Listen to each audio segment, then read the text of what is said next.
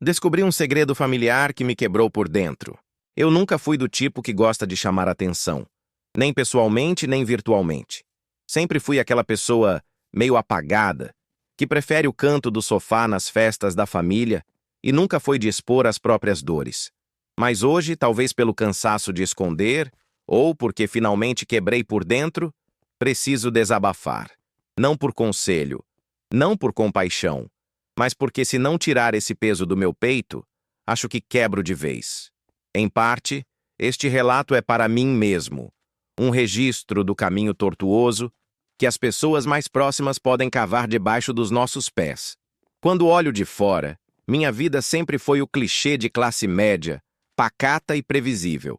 Pais funcionários públicos, casamento longo dos dois, irmã mais nova estudando para concurso, cachorro velho no quintal, aniversário em pizzaria, o tipo de família daquelas fotos que a gente deixa num porta-retrato em cima da estante, congelada no tempo.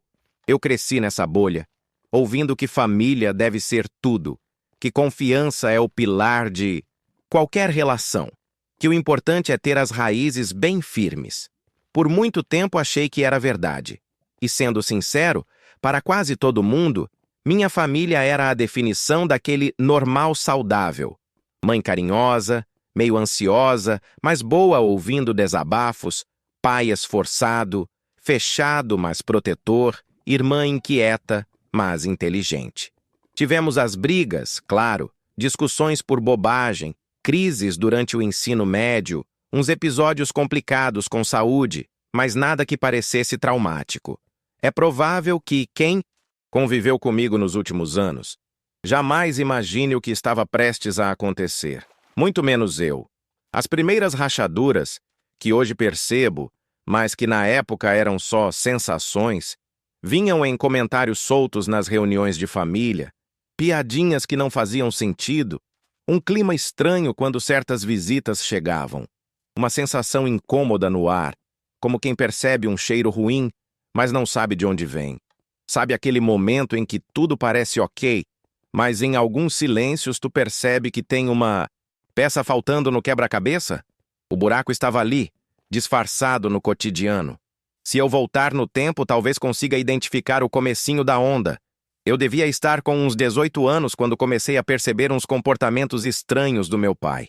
Ele ficava sério e, no meio de conversas banais, soltava um "Bom, tem coisas que você ainda vai entender quando for adulto", quase sempre desconversando sobre bobagens. Minha mãe, sempre que ele fazia isso, ficava em silêncio ou mudava de assunto. E eu achava que era coisa de casamento longo. Casal que já discute por qualquer minúcia. Teve um outro episódio quando fiz 20 anos, que ficou anos abafado nas lembranças. Estava arrumando a papelada do meu RG antigo, esperando renovar a carteira de motorista, quando encontrei uma pasta com documentos de toda a família. Dentro, tirei um envelope pardo com algumas fotos antigas. Fotos minhas ainda bebê, outras da minha irmã e algumas misteriosamente recortadas, em que faltava uma das pessoas do quadro. Pedi explicação para minha mãe, ela só disse, coisa da sua avó, não quis guardar. Não dei muita bola. Até então, a vida seguiu. Entrei na universidade, comecei a trabalhar como estagiário, namorando, sofrendo com TCC, levando a vida no automático. As reuniões de domingo continuavam. Só que, em alguns desses encontros de família, fui notando algo diferente nos olhares trocados entre meus pais e meu tio Paulo, irmão do meu pai. Quando criança, eu amava esse tio. Ele sempre aparecia com brinquedos diferentes, presentes do tipo que meus pais não davam. Um cara divertido, por fora. Mas a relação entre os dois nunca foi muito calorosa. Meu pai sempre ficava esquisito quando ele estava por perto. Essas sensações foram sendo acumuladas no fundinho da consciência, mas dentro do turbilhão do cotidiano, eu só sentia um desconforto estranho e tentava me convencer de que era bobagem. Tinha mais o que fazer. Preocupações com carreira, namoro dando errado, contas para pagar. Mas com o passar dos anos, outras pequenas peças começaram a se soltar. Mensagens que eu não devia ter lido, comentários cortantes em discussões familiares, Você sempre foi o mais protegido, soltou minha irmã num Natal tenso. Nunca entendi a indireta. E até um episódio curioso em que minha mãe, chorando, disse para a avó que não ia mais esconder o passado. Além dessas pistas, veio em mim um sentimento cada vez mais forte de não pertencimento, um desajuste difícil de nomear. Não sabia se era síndrome do impostor, crise dos 20 e poucos, ou só ansiedade besta. Mas as perguntas martelavam. Será que existe algum motivo para esses climões entre meu pai e meu tio? Por que aquela carta com fotos recortadas estava escondida? Por que, toda vez que alguém da família perguntava a minha idade, rolava uma troca de olhares silenciosa? No fundo, algo em mim implorava por uma resposta, mas eu preferia ignorar. Ignorar é mais fácil. Ou parece ser. É curioso como o ser humano se agarra às rotinas.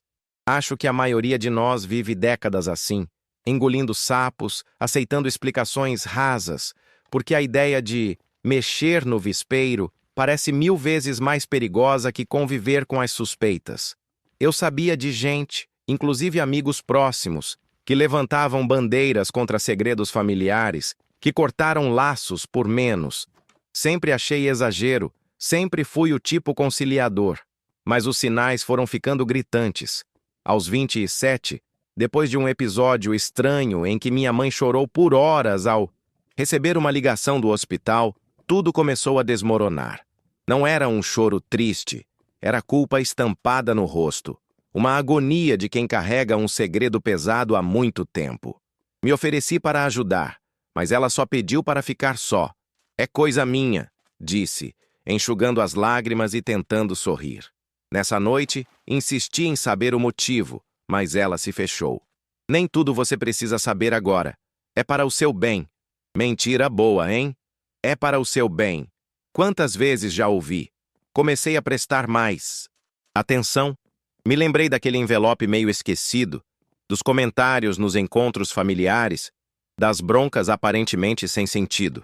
Parecia cena de filme de suspense. As peças finalmente começaram a se encaixar numa tensão sufocante. Naquele momento, a dúvida começou a se transformar em angústia real.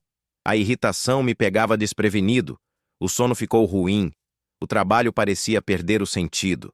Comecei a sondar a família, tentei conversar com minha irmã. De início ela desconversava.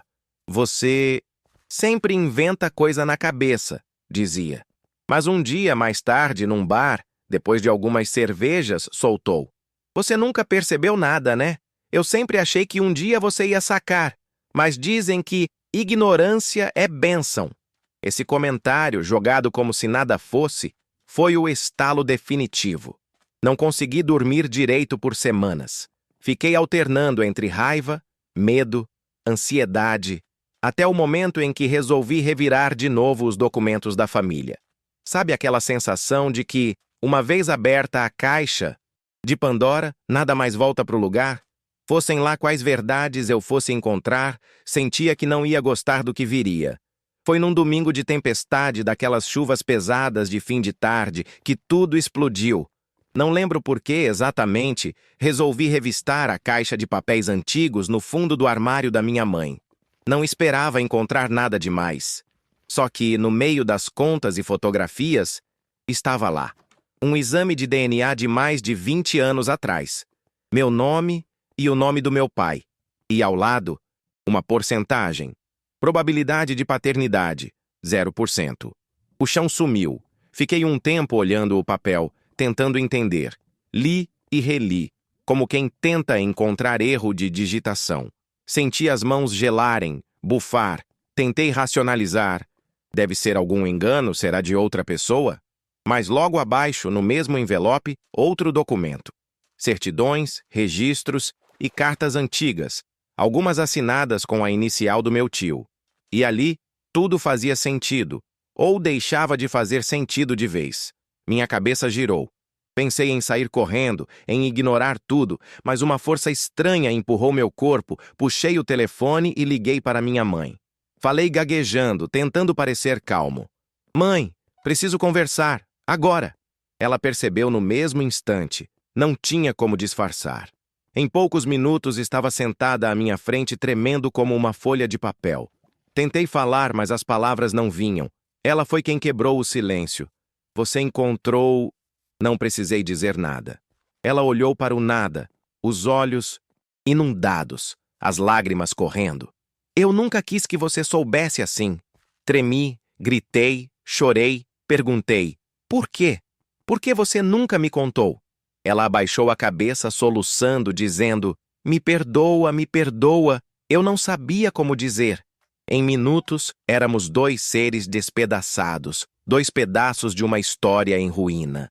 Entre as lágrimas e frases picotadas, ela começou a explicar. Um segredo guardado por quase 30 anos. Eu te amo. Sempre amei. Você é meu filho. Só não era para ser assim. Ah, verdade. Meu pai nunca foi meu pai biológico. Meu verdadeiro pai era o meu tio, aquele que sempre pairava na vida da nossa família feito um fantasma, que dava presentes caros, que evitava contato com o meu pai padrão. O motivo? Uma traição arrastada que, no fundo, todo mundo sabia menos eu. A explosão veio em ondas, raiva, decepção, pena, vontade de sumir. Por que você fez isso? Como você conseguiu mentir tantos anos? O que ela tentou explicar não fez sentido na hora. Eu não queria que você crescesse com ódio. Queria uma família normal. Reagi com brutalidade. E agora, quem eu sou? Quando me dei conta, já estava no quarto, a caixa de documentos aberta, eu olhando para os papéis como se fossem uma sentença. Minha infância virou mentira. Meu rosto no espelho, de repente, era estranho. Minha árvore genealógica, um emaranhado de segredos e vergonha. Ali, eu era só um resto do que pensava ser. Depois desse dia, tudo mudou de cor, como se alguém tivesse jogado tinta cinza em cima do mundo. O ambiente da casa passou de calmo para território minado. Meu pai, assim que soube que descobri tudo, se trancou no quarto por 2 dias. Não era homem de gestos, então não pediu desculpas, não explicou, só deixou o silêncio preencher a casa. Minha irmã, que já sabia há muito tempo, tentou me confortar. Você é meu irmão do mesmo jeito, nada muda. Mas o tom era ensaiado, vazio. As semanas seguintes foram turvas. Passei a alternar entre confrontos diretos, discussões duríssimas, perguntas que nunca são respondidas, acusações jogadas no ar, e momentos longos de introspecção e raiva surda. O telefone tocava. Eu não atendia. O trabalho virou um lugar onde só conseguia fingir normalidade. O sono sumiu. Me afastei de quase todo mundo que me era próximo. Não tinha energia nem cabeça para amizade nenhuma. Cheguei a procurar terapia. Nas primeiras sessões, só conseguia chorar. Mal conseguia dizer que fui enganado por quase 3 décadas. Ouvi muito sobre reconstrução de identidade, processos traumáticos, lidar com a sensação de abandono. Ouvia, mas não sentia nada além de vazio e uma vontade persistente de desaparecer. Até a minha relação com a comida, com o corpo, mudou. Emagreci em poucas semanas. Parei de ir à academia, só queria encolher, sumir. Pior de tudo foi lidar com o outro pai, o verdadeiro, meu tio. Quando fui procurá-lo, ele chorou de soluçar. Disse que sempre me amou de longe, mas que não soube o que fazer. Tentou justificar. Jogou parte da culpa na minha mãe, disse que não podia estragar a família, que ninguém sai ileso dessas mentiras. Tive vontade de explodir, mas só conseguir perguntar, e agora? Não havia resposta. Os encontros familiares, antes raros, acabaram de vez. Ninguém olhava mais nos olhos. O Natal passou vazio. Ano Novo ficou em silêncio. Os comentários nas redes, as fotos, tudo perdeu sentido. Meu avô, já doente, nem foi comunicado para não piorar a saúde. Nada, absolutamente nada. Parecia possível de ser consertado. Nesta parte, não teve filme bonito. Só diálogos cortantes, palavras que ainda ecoam. Alguns exemplos reais. Conversa com a mãe. Por que você nunca me contou? Porque eu te amo e não queria que te faltasse chão. Agora é tarde, né, mãe? Agora todo o chão sumiu mesmo. Eu tenho medo de você me odiar. Medo? Você devia ter tido medo antes. Agora já foi, não tem volta. Com o pai. Você ainda é meu filho. Eu te criei. Não é uma questão de criar, é de... Eu fui enganado o tempo todo. Não. Você sempre foi meu filho, sangue não importa. E se fosse com você? Se tivessem feito contigo, eu teria desabado. E entendo que você desmoronou. Com o tio pai. Você sabia a vida inteira e nunca disse nada. Eu não podia, filho. Era para te proteger. Me proteger de quê? Da verdade? Da dor que ela traria. Olha o resultado. A dor veio do mesmo jeito. Momentos assim reviram o estômago só de pensar. Cada tentativa de consertar só abria mais ferida. E eu ali, meio perdido, tentando inventar algum sentido, alguma linearidade, numa vida que nunca foi o que parecia. O auge não veio num único episódio, foi uma sequência de estraçalhamentos. Teve uma noite em que, depois de uma briga violenta com meu pai, ele ainda não aceitava que eu queria ir embora, que eu colocaria tudo para fora, acabei jogando na cara dele toda a raiva. Tudo que eu não sabia nomear saiu aos berros, batidas em portas, insultos feios. Ele chorou. Eu chorei. A casa parecia uma ruína de guerra. Foi também nesse período que pensei várias vezes em cortar vínculos de vez, mudar de cidade, sumir do mapa. Sonhei em recomeçar, sem sobrenome, sem história. Mas a verdade é que o passado é um maldito elástico. Quanto mais tu tenta fugir, mais ele te puxa para o fundo. Tive crises de pânico, de ansiedade. Pensei em pedir demissão. Fiquei dias sem tomar banho, sem responder ninguém. Vi o melhor amigo se afastar. Não fez por mal, diz ele. Só não sabia como te ajudar. Fui destruindo todos os cômodos afetivos da minha casa mental. Cheguei ao ponto de me perguntar se valia a pena continuar. Não por drama, mas pela exaustão, pelo cansaço de existir, que só quem passa por este tipo de revelação conhece. A decisão final nunca foi tomada de fato. Ainda está acontecendo, talvez aconteça por muitos anos. Não sei se vou perdoar algum dia. Talvez não. O máximo que consegui, até agora, foi aceitar que preciso de distância, de silêncio, de um espaço para escrever, gritar, surtar. Não tenho vontade de reconstruir confiança. Não tenho energia para enfrentar mais reuniões de família. Minha decisão: sair de perto, olhar a vida por outro ângulo, tentar me refazer sem pedir desculpas por isso.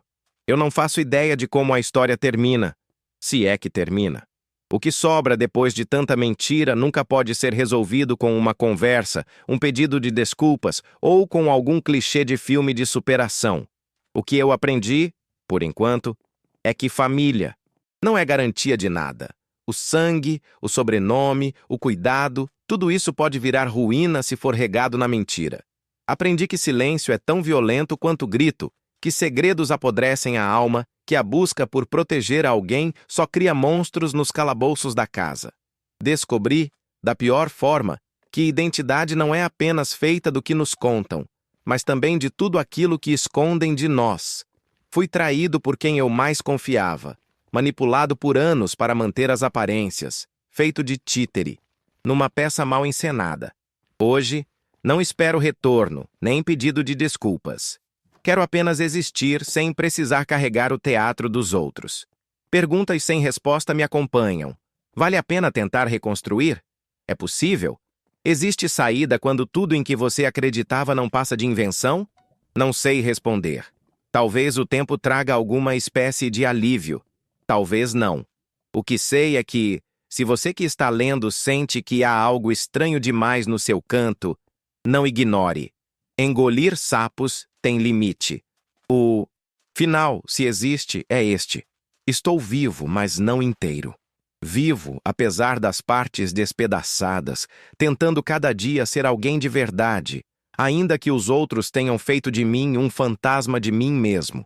Se um dia voltar a confiar, a amar, a sentir que pertenço, não será por causa do passado, mas apesar dele. Amargo, eu sei, mas é o que tenho. Se você chegou até aqui, obrigado. Não quero compaixão nem conselho automático.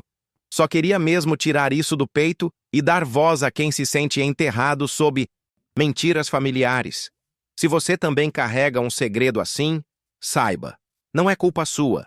E a vida, mesmo que às vezes ela pareça só uma sobrevivência, cuide-se.